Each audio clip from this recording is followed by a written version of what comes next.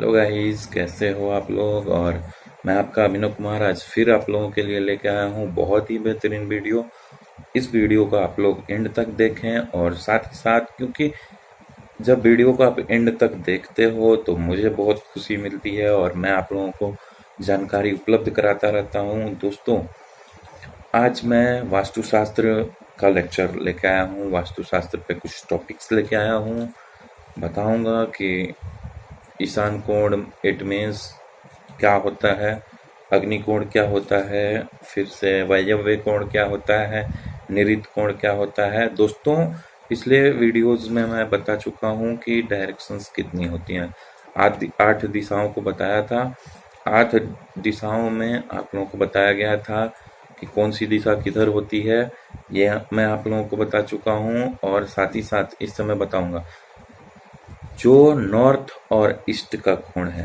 North east मतलब उत्तर और पूर्व के बीच में का जो एंगल बनता है, उस कोण को, उस दिशा को हम लोग ईशान कोण कहते हैं। ईशान कोण क्यों कहते हैं, अब ये आप लोगों को बता रहा हूँ। ईशान कोण इसलिए कहा जाता है, देखो, हम लोगों का जो भी विटामिन डी या जो कुछ भी हम लोग का एनर्जी मिलता है, जो हमारे अर्थ पे जो हीट या टेम्परेचर या जो कुछ भी मिलता है, वो सूर्य से मिलता है।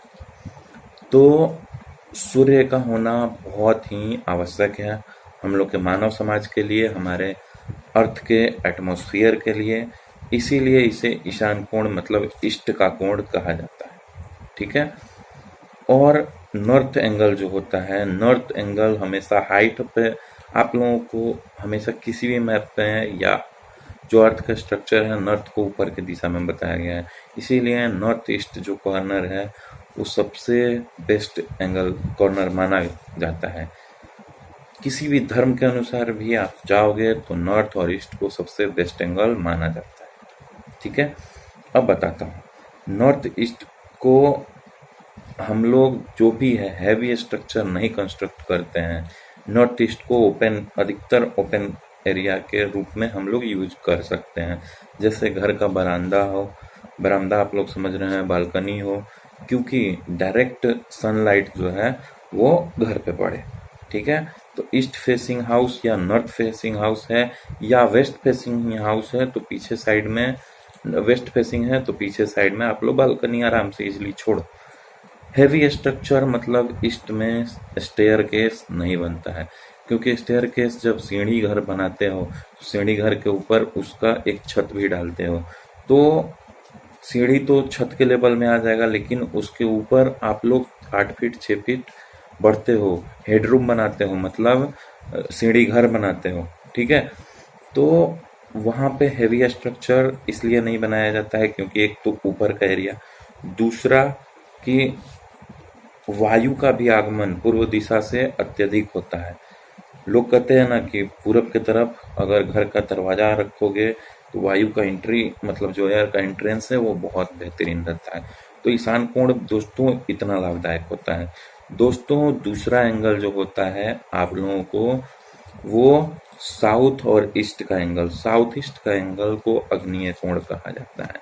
अग्नेय कोण इसलिए कहा जाता है क्योंकि ये फायर प्लेस के लिए, मतलब अगर आप लोगों को पेट्रोल टैंकर बनाना है तो अधिकतर पेट्रोल पंप पे भी आप देखते हो, या आप लोगों को बैठक बनाना है, या आप लोगों को किचन बनाना है, या आप लोगों को गाड़ियों को पार्किंग करना है, या आप लोगों को जनरेटर रखने हैं, तो आप लोग ईस्ट और साउथ के डायरेक्शन में रख सकते हैं।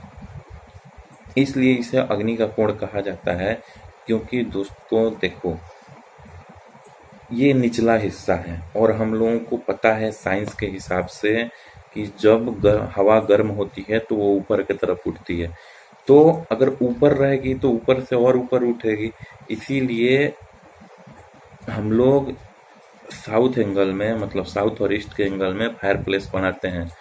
जो भी हम लोगों को घर का लकड़ी जलावन, या आजकल तो एलपीजी का ज़माना है, कहीं पे गैस और भी इलेक्ट्रिसिटी से लोग खाना बनाते हैं, तो इलेक्ट्रिक बोर्ड भी आप लोग इस दिशा में लगा सकते हो। लेकिन घर का किचन ऑलवेज याद रखना जो ईस्ट फेस करके बनाया जाता है। ठीक है। तीसरा एंगल आप लोगों को आता है साउथ और वेस्ट का एंगल, मतलब दक्षिण और पश्चिम का एंगल। दोस्तों देखो, सूरज का सूर्यास्त होता है पश्चिम दिशा में, तो इसे निरीत कोण क्यों कहा जाता है? निरीत मीन्स मतलब हो गया निवृत्त होना, मतलब जल का स्टोरेज, वाटर का स्टोरेज।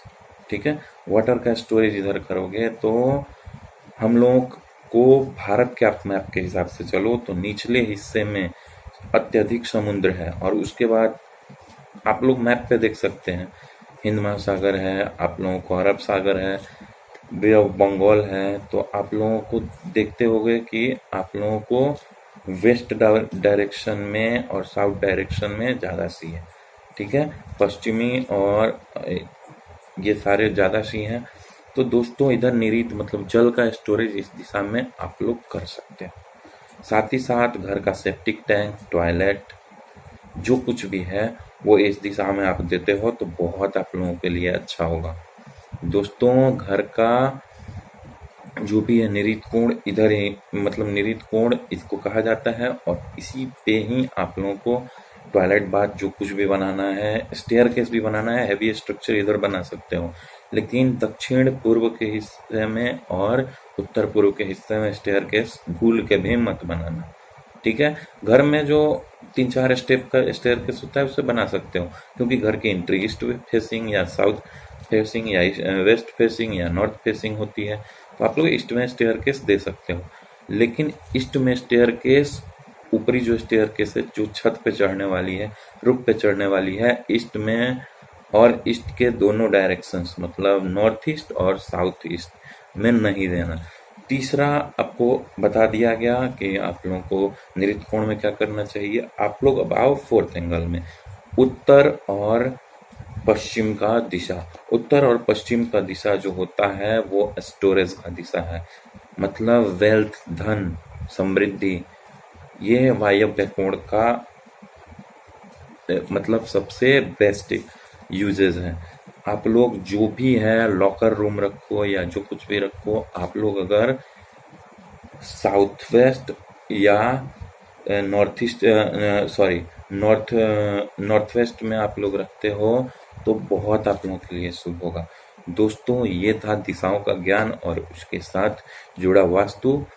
आगे बताऊंगा कि अब घर में किधर क्या क्या बनाओ, कितने विंडोज बनाओ, कितने क्या बनाओ, और साथ ही साथ आप लोगों को बताया जाएगा कि एक प्रॉपर मकान के लिए सूर्य दोष क्या होता है, मंगल दोष क्या होता है, राहु दोष क्या होता है, ये सारे चीज मतलब all in one details vastu का मैं आप लोगों को प्रोवाइड कराऊंगा।